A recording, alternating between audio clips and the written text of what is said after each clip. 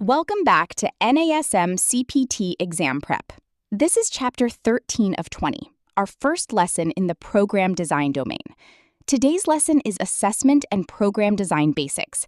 We'll cover how to read a client's movement before you ever pick an exercise, the overhead squat assessment, the 5 kinetic chain checkpoints, and the 6 acute variables behind every program. Let's get into it. By the end of this lesson, you'll be able to do 5 things. First, explain why assessment has to come before exercise selection in program design. Second, name the 5 kinetic chain checkpoints and what each one is screening for. Third, describe how to perform and interpret an overhead squat assessment, or OHSA. Fourth, match common OHSA compensations to their most likely underlying causes. And fifth, define the 6 acute training variables used in every program you'll ever write. 5 objectives. Let's build them one at a time. Here's a question worth sitting with. Can 2 people with the exact same goal need completely different programs? Yes. And the reason is how they move, not what they want. The same goal can hide very different starting points. 2 clients can both say, I want to get stronger, and need completely different opening programs because their bodies are moving completely differently underneath that goal. A generic program applied to both is a coin flip. Here's an even bigger risk. A bad program can reinforce the exact problem it's trying to fix. Loading a movement pattern before checking how someone actually moves risks strengthening a compensation instead of correcting it. Assessment is how a trainer avoids finding this out the hard way. So how does NASM's framework actually work? It moves from general to specific. Start with how someone stands still, static posture. Then how they move through a body weight pattern, transitional or dynamic. Then, if needed, how they move under load. Each layer confirms or overrides the last. This is exactly why we spend an entire lesson on assessment before touching program design proper. Let's recap something you already covered. Back in lesson 6, the 5 kinetic chain checkpoints. Foot and ankle, scanning for feet flattening, turning out, or heels lifting off the ground. Knee, scanning for knees caving inward or tracking outside the toes. LPHC, the lumbopelvic hip complex, scanning for excessive forward lean, low back arching, or the pelvis tilting forward or backward. Shoulders and thoracic spine, scanning for shoulders rounding forward or elevating toward the ears. And head and neck, scanning for the head tilting or jutting forward relative to the rest of the spine. If lesson 6 feels like a while ago, or if you jumped ahead, these 5 are worth committing to memory right now. Say them out loud, ground to head. Foot and ankle, knee, LPHC, shoulders and thoracic spine, head and neck. Here's why this list matters so much. Every NASM assessment, static, transitional, or loaded, is really just a variation on scanning these same 5 checkpoints. The exam loves to test this list, both forwards and by asking which one is not one of the 5. Now let's look at the workhorse screen, the OHSA. The setup. Feet shoulder-width apart, arms extended overhead, squatting to a comfortable depth for 5 or more reps. Why does it work? It loads the ankles, knees, hips, spine, and shoulders all at once. This surfaces compensations that a static, standing still check alone would miss entirely. How is it viewed? From the front, the side, and the back. Each angle reveals different compensations, so a single viewpoint isn't enough. Here's the key distinction to hold on to. This is a dynamic assessment. It loads the whole chain simultaneously, which is exactly why it catches things a static posture check misses. Feet turn out, or flatten. This often points to tight calves, the gastrocnemius or soleus, limiting ankle dorsiflexion. Knees cave inward, valgus.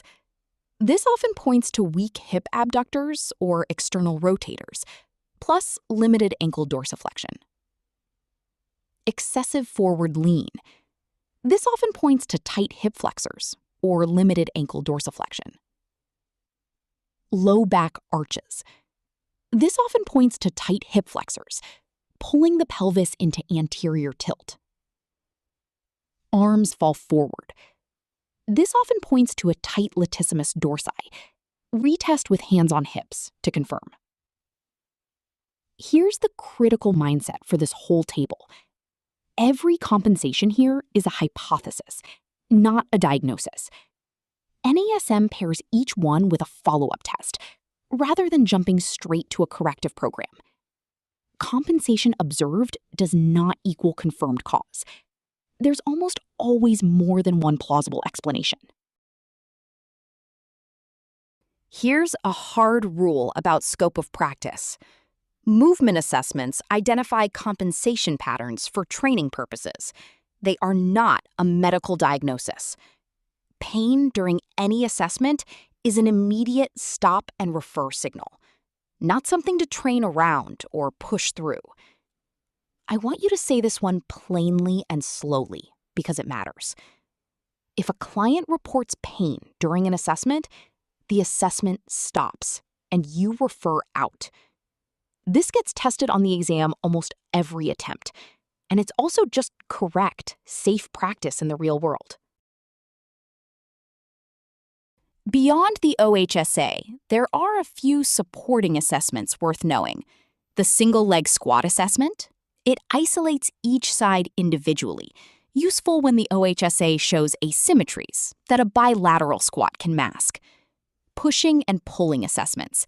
These screen upper body pressing and rowing patterns for the same shoulder and thoracic spine compensations seen in the OHSA. And loaded assessments.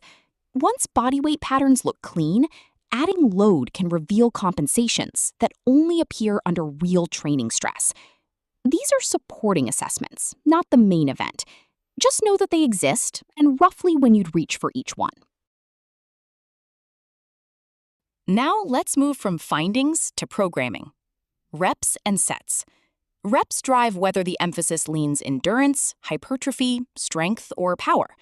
Sets control total training volume. Tempo and rest. Tempo is the speed of each phase of a rep. Slower builds control, faster builds rate of force. Rest periods trade off endurance versus maximum output. Intensity and exercise order. Intensity is load, usually as a percentage of 1 rep max. Exercise selection and order typically puts the most demanding movements first, while a client is freshest. This slide is the bridge into lesson 14. Every phase of the OPT model is just a different combination of these 6 styles. Before moving on, make sure you can name all 6: reps, sets, tempo, rest, intensity, and exercise selection or order. Here's a quick reference, one more time. Reps. How many times an exercise is performed per set? Sets. How many rounds of that rep count?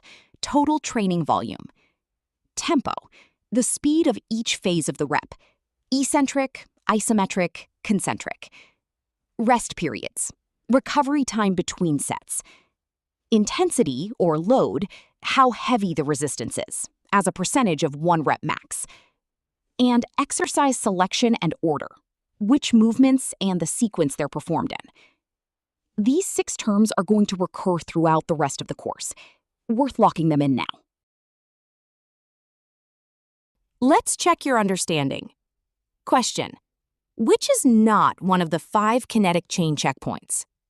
Take a second and think it through. The correct answer is elbow. Here's why. The 5 checkpoints are foot and ankle, knee, LPHC, shoulders and thoracic spine, and head and neck. The elbow is not one of the 5 regions scanned. One more question.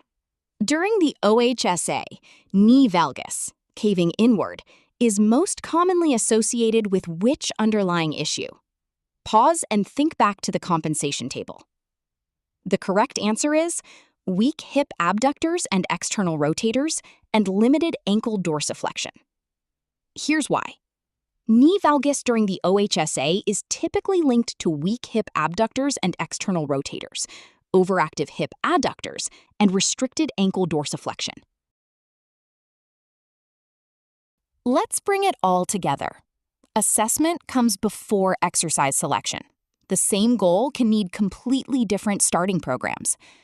The 5 kinetic chain checkpoints, foot and ankle, knee, LPHC, shoulders and thoracic spine, head and neck, are the shared vocabulary behind every NASM movement assessment. The OHSA loads the whole chain at once, surfacing compensations a static check alone would miss. But each compensation is a hypothesis, not a diagnosis. Pain during any assessment is a stop and refer signal, always.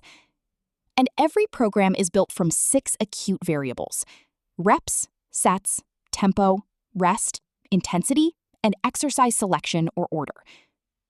Take a moment with each of these points. This is the kind of slide worth screenshotting and studying from. Great work getting through Lesson 13. Up next is Lesson 14, Integrated Program Design and the OPT Model.